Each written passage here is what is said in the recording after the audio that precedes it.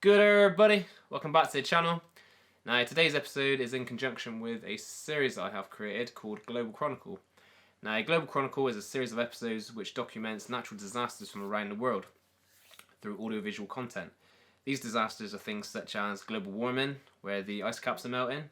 You've got the fires down in Australia, and now obviously the coronavirus, where we're all currently isolated. So originally the first episode was actually going to be recorded in St George's in Bristol, where I would have recorded a pianist and a choir. However, due to social distancing measures, the venue got closed and it's been postponed to a later date. So this episode is going to focus mainly on the post-production aspect, where I'm going to be looking at corrective EQ, where I'm going to be looking at unwanted frequencies and removing them. We're going to be looking at additive EQ, where we're going to be boosting the characteristics of the piano. We're going to be looking at compression, where we're going to be controlling the overall dynamics and trying to get the best sound as possible. And then we're going to be looking at reverb. Now reverb is going to be the focal point, because what I want to try and do is I want to mimic the space in which we were going to record in. So St George's is known for the acoustics, so what I want to try and do is I want to try and recreate as close as possible sound. So Alex has sent me over a clip of himself playing the piano, which I'm going to play next, and then we're going to hop on into Pro Tools, and then we're going to look at the mixing aspect, in which you guys wouldn't have seen anyway. And we're going to try and recreate, like I said, the space in which it was recorded at and bounce it through. So I'll show you the techniques in which I'll use. I'll talk about a little bit of the setup in which Pro Tools has been set up in, and let's do it.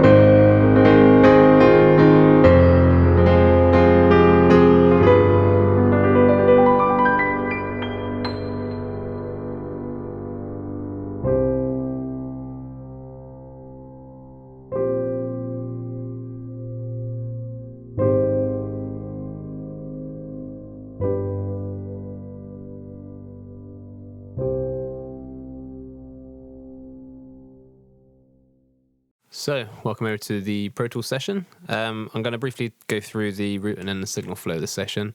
I'm also going to discuss the processing that's on each individual channel and why I'm using a particular plugin. So, to start off with, the audio channel is being routed into a piano aux, which I'll discuss a little bit later on why I'm using the piano aux. Off of this piano aux, we have two insert sends, which is a reverb and a parallel compression, which are both being returned back onto a mix bus. And then the mix bus is being routed to a print channel. Now, the reason for having a print channel on this session is so that we can monitor back the mix in real time and listen to the processed audio. So with that being said, we're going to start off with the first instance that we took towards this mix. Now, the first instance is the black box saturation. Now, the reason for putting this saturation on there is to add a little bit of harmonic distortion, saturate the audio, bring it forward, add a bit of clarity and a bit of presence. So what I'm going to do is I'm going to demonstrate the track without it, and then I will demonstrate it with. So this is without.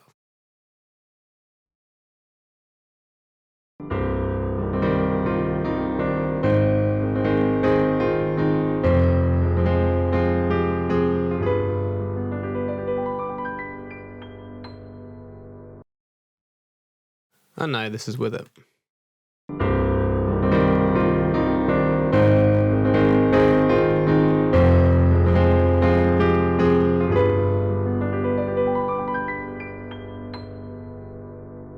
So as you can hear, it adds a bit more clarity and a bit more presence to the high-end information, and also adds a bit of warmth and a bit of roundness to the low-end information. So, moving on. The next instance within our chain is the stereo bus compressor. Now, the stereo bus compressor is actually being used more so as an optical compressor. And what I mean by using it as an optical compressor is that it's not actually affecting the audio that much, although it's still attenuating the audio, but we're not using it drastically. So the parameters are the attack. We have a 30 millisecond, we have a long release, and we also have a 2.1 ratio. Now, the threshold has actually been left stationary. Now, the reason for this is because if we look at the performance, the pianist actually reaches a climax.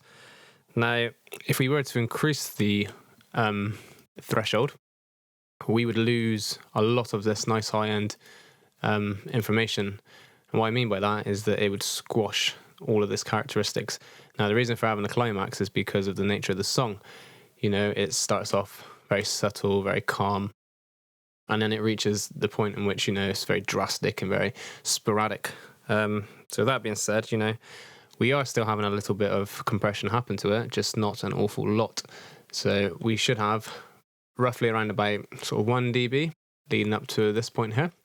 And then the moment we start getting into the more drastic and sporadic performances, it's then attenuating the transients a little bit more, roughly around about sort of 2 to 3 dB, which I'll demonstrate for you right now.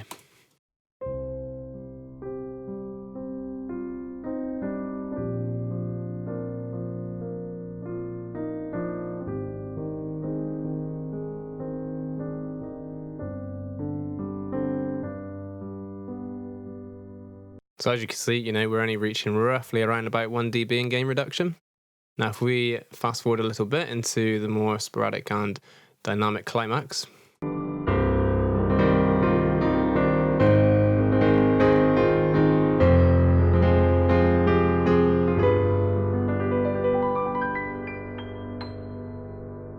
so as I mentioned before, you know, it's reaching roughly around about sort of 2 to 3 dB in gain reduction.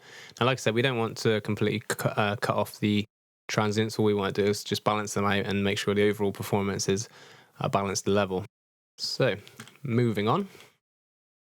So firstly, we will talk about the unprocessed audio channel here. Now, the way I like to mix, now everyone approaches a mix differently, right? And the way I like to approach a mix is by subtracting the frequencies first. The reason for this is because you can create more space by subtracting a certain frequency, which then allows the frequencies that are masked to come through the mix. So with that being said, we've got a roll-off at 30 Hertz. This is just to eliminate any low-end rumble. And then we've also got a very broad bandwidth cutting out the about 310 region. Now, the reason for this is, like I said, it's just to create more space and allow the presence of the piano to come through, as well as a little bit of the body. Now, this region here is where most of the mud would sit, and I find that, you know, by eliminating it, it has actually cleaned it up. So we'll demonstrate that right now.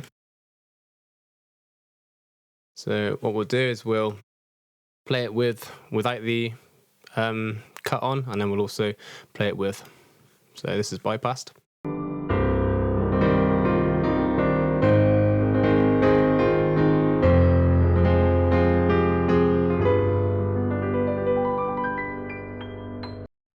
And this is with the cut.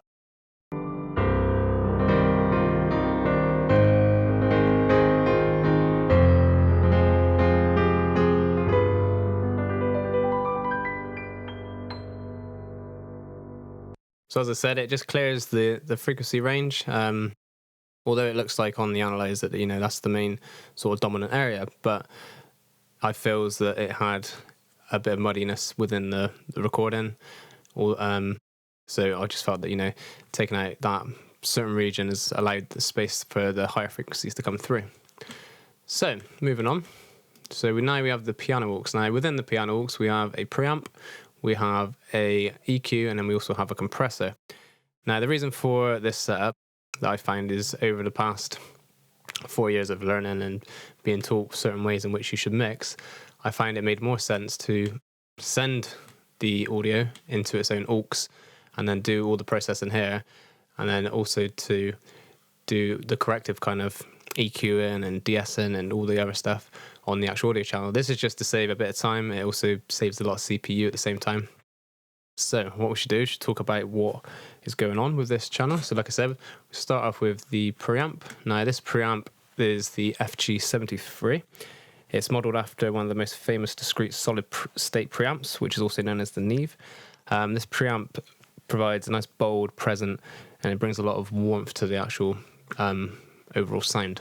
Now, what we've done is we've saturated the audio, not an awful lot. We didn't want it to bring too much distortion into the sound, but we just wanted it to, like I said, bring a bit more body and a bit more warmth to the overall piano recording. So I'm going to demonstrate with it, without it, and then with it.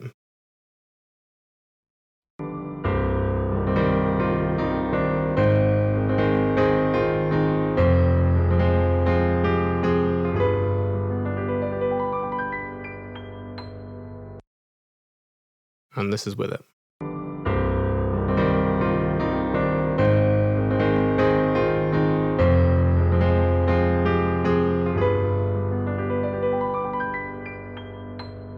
So as I said, it adds like a warm texture. It brings a bit of boldness to the actual overall sound. Now moving on to the EQ.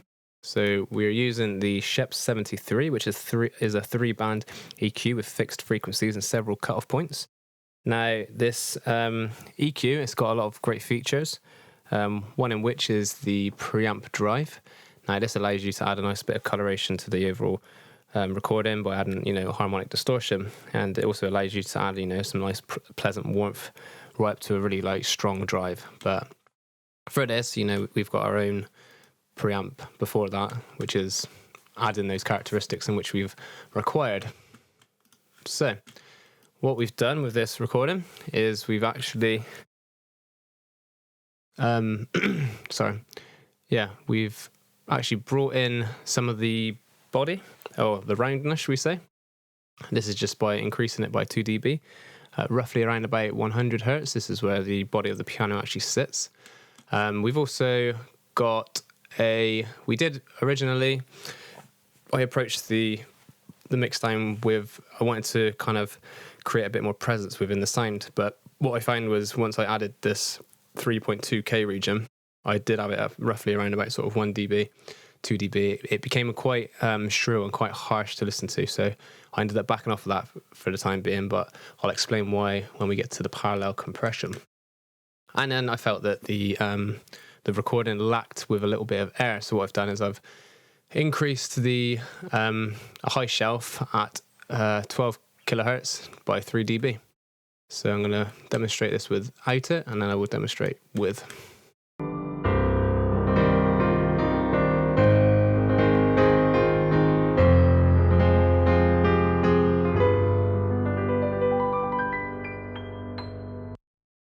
And this is with it.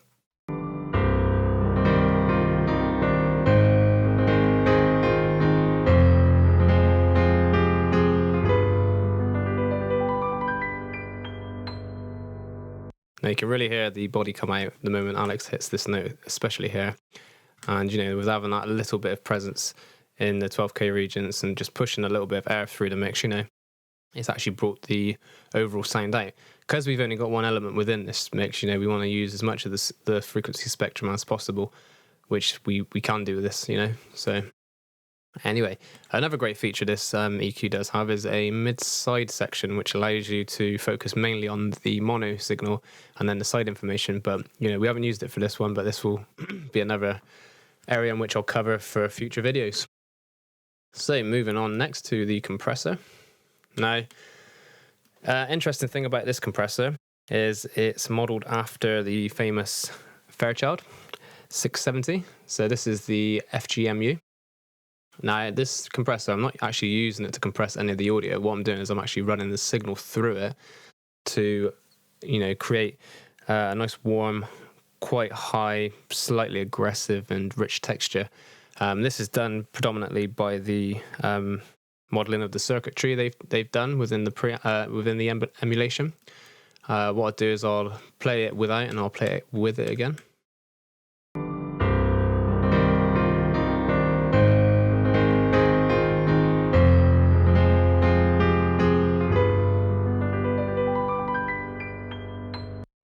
And this is with it.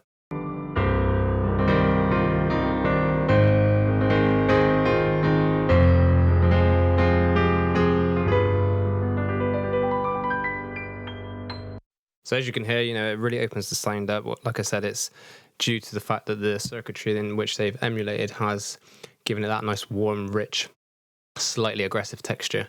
So like I said, this isn't used as any way of compressing the audio at all, because we've done that already with our bus compressor.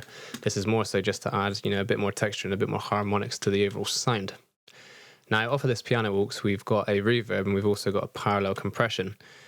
Now, we'll talk about the parallel compression. We have 3 instances within this compression. We have an EQ, we then have a optical compressor, and then we also have another EQ. So this is a famously renowned technique given by the genius Andrew Sheps. But he uses this technique actually on vocals, which is very interesting because I was watching a tutorial of him and he pointed out quite an interesting little feature which I didn't know about, which I'll tell you guys about now. So what we're doing is I wanted to apply the same technique to this to the piano track. Now, what parallel compression is it allows you to make a sound even bigger whilst retaining the dynamics. So it's a fairly simple step, what you do is you just take a uncompressed signal and then you run the signal into this process, which is the parallel compression, and then you blend the signal back in. Now, this is one of the reasons for not compressing the sound, which is why I said earlier about just, just using the FGMU as more so as a harmonic distortion rather than actually compressing the track, because we're going to get the compression coming through here, being able to blend it back in, it gives us a bit more freedom and a bit more movement within the track. So what I'm going to do is I'm going to explain the process and what's going on here. So basically what we're doing here is we're attenuating any frequency that is around 100 hertz. This is just basically to attenuate any boominess within the track. And then what we're doing, and by the way, both of these are at a very broad, it's not sharp, but it's more so on the broad side of the bandwidth. And then we're also boosting the presence at 5K, which, like I said earlier on, it's kind of where the presence of the piano is sitting. So like I said, here we're removing the boominess, here we're increasing the presence. Now, the interesting side of this is what Andrew Schweppes pointed out, was that by adding this optical compressor, you can actually use the high frequency pot here, and what it does is it acts as a high pass filter. So what it does is it removes any low information and it just lets the compressor focus on any high information that's coming through. So with that being said, this compressor is now actually, we've sent the signal from this EQ at 5K, and that signal is then coming into the compressor. It's attacking it, so it's like the upper mids, it's squashing it, and then what we're doing is we're sending the signal back out into another compressor. And the reason for this is because we didn't want to completely remove any of the bottom end. We just wanted to, attenuate the low end boominess within the track. So we've actually brought the 100K region back in, and now what we're doing is we're actually attenuating these frequencies in which we've compressed within the LA2A. So what this is giving you a super compressed high mid-range overall sound, basically. I mean, you wouldn't use it on its own, but blended back into the channel, it sounds very nice. So what we're going to do is we're going to demonstrate without the parallel compression, and then we're going to demonstrate with the parallel compression. So we're going to mute all of these. So this is without the parallel compression.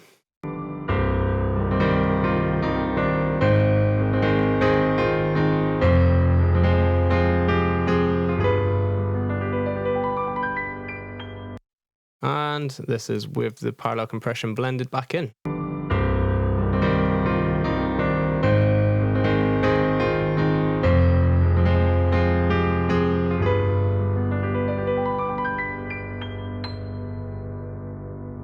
So, like I said, it's a very subtle movement. This is what mixing is about. All the little subtle movements you do along the way.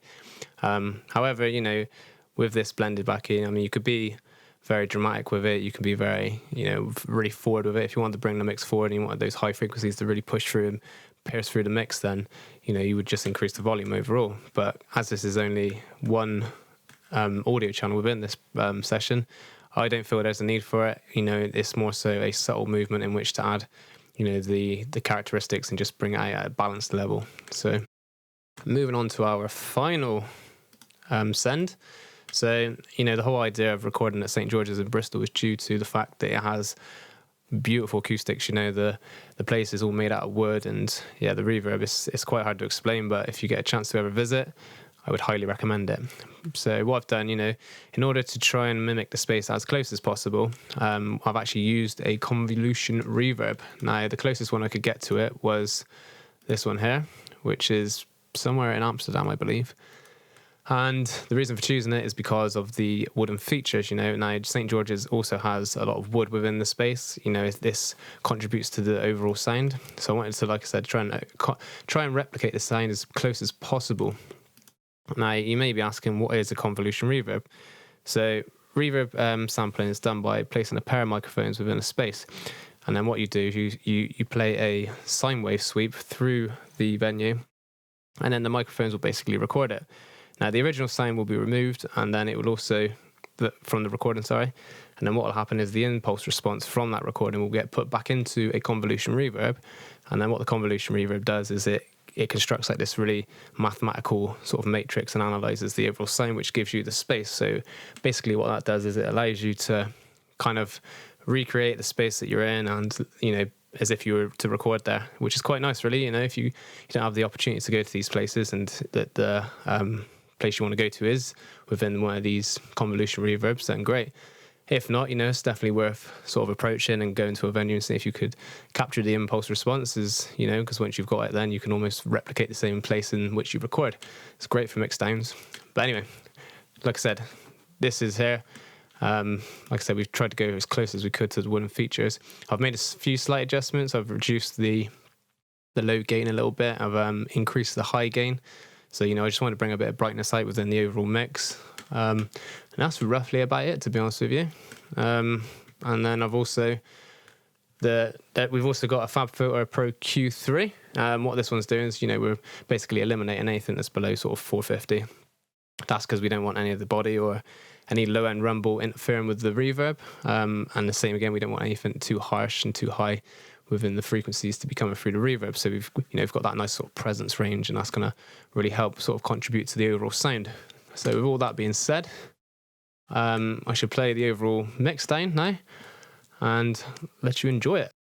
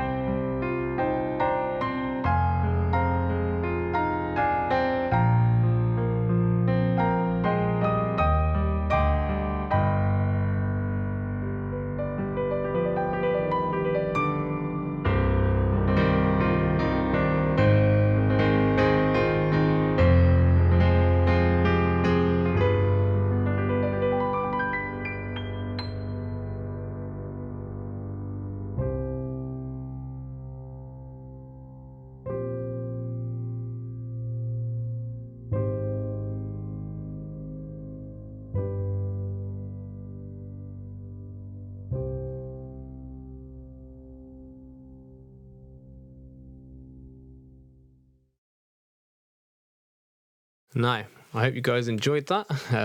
So yeah, well, you can't see it from here, but you know, you can see on the meters we had enough headroom there for for mastering. That was the overall goal as well. You know, this session is basically to focus on mixing. There will be another video mainly to do on mastering. If I approach it myself, I may not. I may get somebody else to approach it. But as of for now, this is the mix down. I hope you guys enjoyed it. I hope you've learned something from here.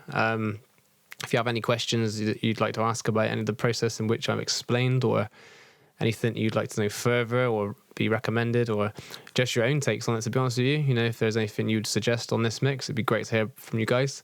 So if you enjoyed the video, give it a thumbs up, like, comment and subscribe to the channel, and we'll see you in the next episode. Thanks.